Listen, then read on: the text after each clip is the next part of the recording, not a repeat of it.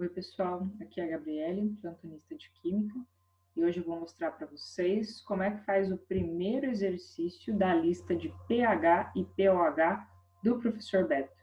Tá? Um exercício um pouquinho complicado, mas dá para fazer e não dá tanto trabalho quanto o pessoal está imaginando que dá, ok? Como o enunciado é um pouco extenso, se você ainda não leu esse exercício, eu vou pedir para você pausar o vídeo, ler o exercício e entender o que está acontecendo, tá bom? Bom, uma vez que você leu o exercício, você já deve estar nessa parte aqui dessa tabela.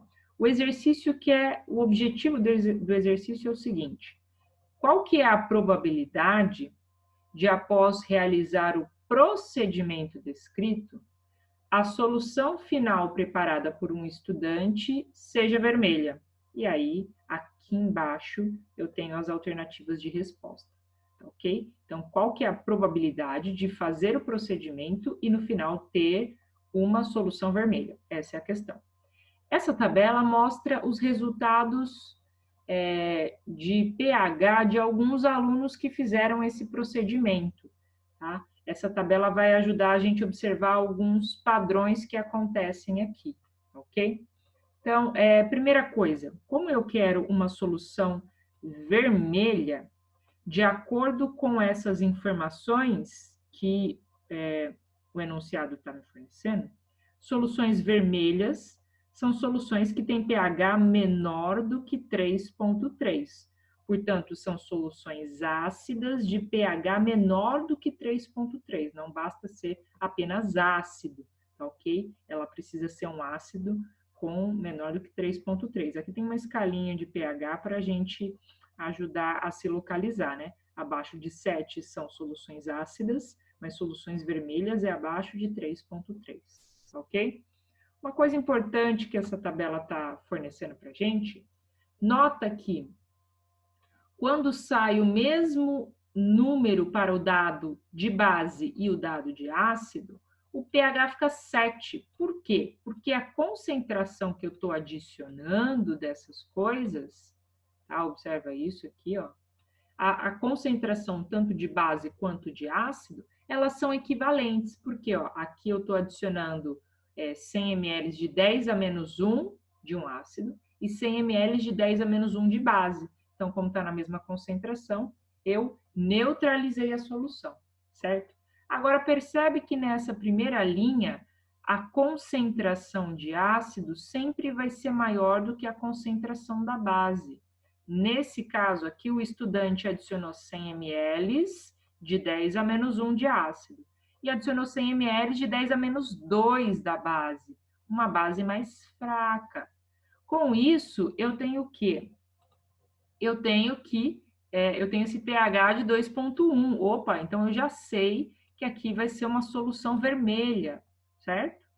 Bom, se eu continuar observando o padrão, eu percebo que mesmo adicionando aqui, né, inclusive essa diferença aqui, adicionando 10 a menos 1 de ácido com 10 a menos 6 de base, uma base muito fraca, eu mantive quase que praticamente o mesmo pH. Ou seja, eu concluo que sempre que eu adicionar 10 a menos 1 de ácido, em qualquer valor da minha base, eu vou ter uma solução de pH em torno de 2, entre 2,1 e 2. Ou seja, aqui caracteriza como soluções vermelhas, certo?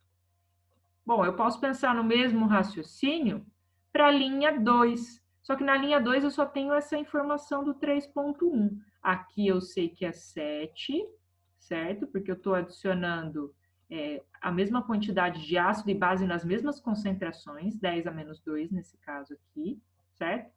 Mas quando eu adiciono 100 ml de 10 a menos 2 de ácido com 100 ml de 10 a menos 3 de base, uma concentração mais fraca, eu tenho um pH de 3,1, que é inferior a 3,3. Então, aqui a minha solução vai ficar vermelha.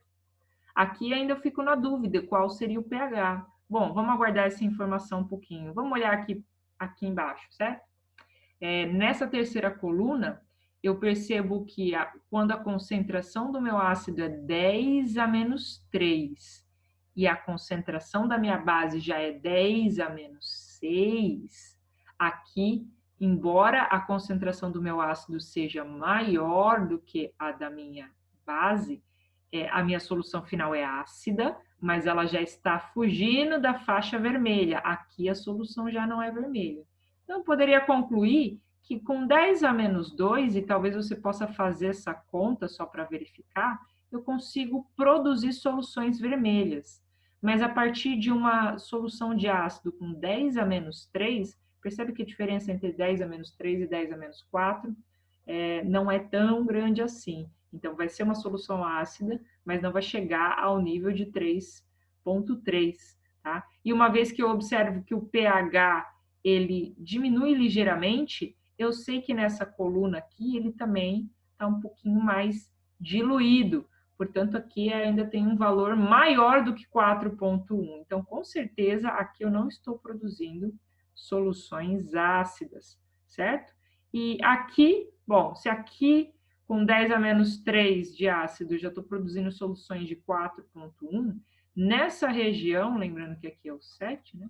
Nessa região aqui, eu vou produzir soluções ácidas, mas com certeza vai estar maior do que o 4,1, ok? Então, retomando, caso não tenha ficado claro, é perceptível que na mesma linha o pH sempre diminui.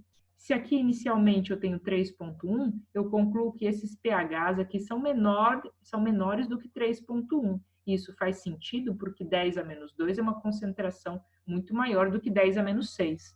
Uma vez que aqui, nessa última coluna, já está em 4,1, eu concluo que esses pHs aqui são maiores, que a diferença de concentração não é tão grande assim.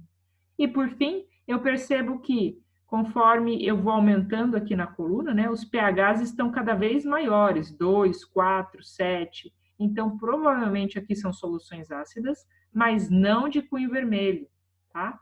Portanto, de todas as possibilidades de procedimento, porque ele quer saber após realizar o procedimento, então eu estou sujeito a cair em qualquer quadrinho desse daqui, eu chego nessa conclusão. Eu tenho 9 possibilidades em 36 no total.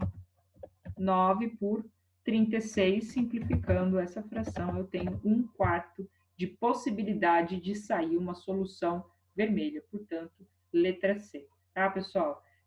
Esse é um exercício um pouquinho confuso, eu espero ter ajudado vocês no raciocínio. Ele exige um pouquinho mais de pensar, mas não teria necessidade de fazer conta, tá bom? Então, espero ter ajudado vocês. Bons estudos!